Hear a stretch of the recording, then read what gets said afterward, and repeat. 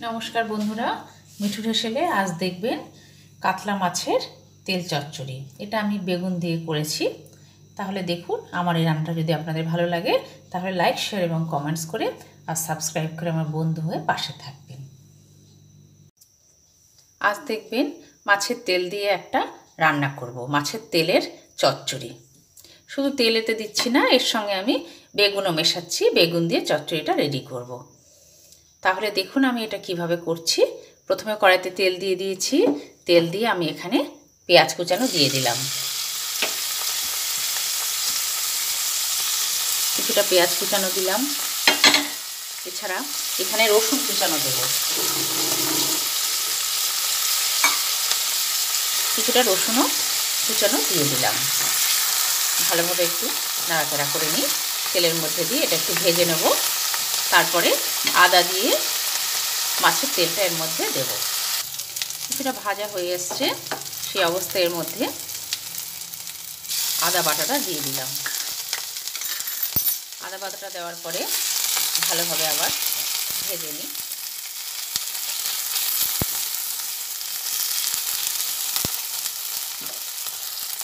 এক এক করে এর মধ্যে হলুদ গুঁড়ো দিলাম, ছোট চামচের 1 চামচ। কাশ্মীরি লঙ্কার গুঁড়ো দিলাম। আবার ভালোভাবে এটা একটু তেলের মধ্যে নাড়াচাড়া করে নিচ্ছি। এরপরে কিছুটা পরিমাণে টমেটো কেটে রেখেছি, টমেটোটাও দিয়ে দিলাম।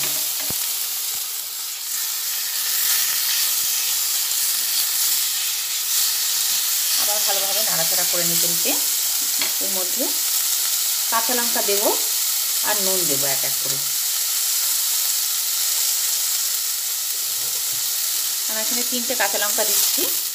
যে যেমন খেতে পারেন ঝাল, সেই অনুযায়ী তারা দেবেন। এছাড়া এরপরে এর মধ্যে নুন দিচ্ছি। এখানে 1 চামচ নুন দিলাম। আবার একটু ভালোভাবে ভেজে নিই। ভেজে নেওয়ার পরে এর মধ্যে কাতলা মাছের তেল আমি রেখেছি, সেই তেলটা দিয়ে দিচ্ছি। তেলটা দিয়ে দেওয়ার পরে আবার ভালোভাবে নাড়াচাড়া করে নিচ্ছি। তেলটা একটু ভেজে নিচ্ছি।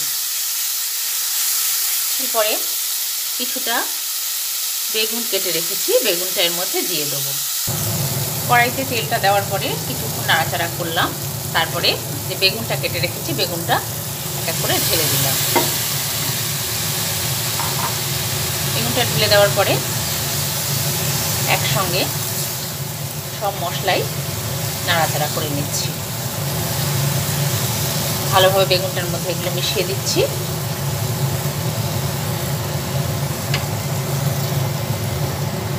এরপরে গ্যাসের ফ্লেমটা বাড়িয়ে দিয়ে এটা একটু ঢাকনা দিয়ে দেব।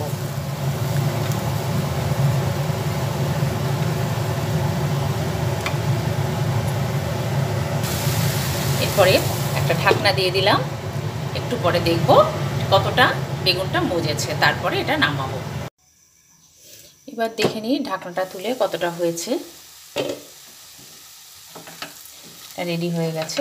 এবার এটা একটা বাটিতে তুলে ফেলবো। বাটিতে তুলে ফেলার আগে কিছুটা পরিমাণে গরম মশলার গুঁড়ো দিয়ে দিলাম। এরপরে গরম মশলার গুঁড়োটা সবের সঙ্গে মিশিয়ে নিচ্ছি। এরপরে একটা বাটিতে এটা তুলে ফেলছি।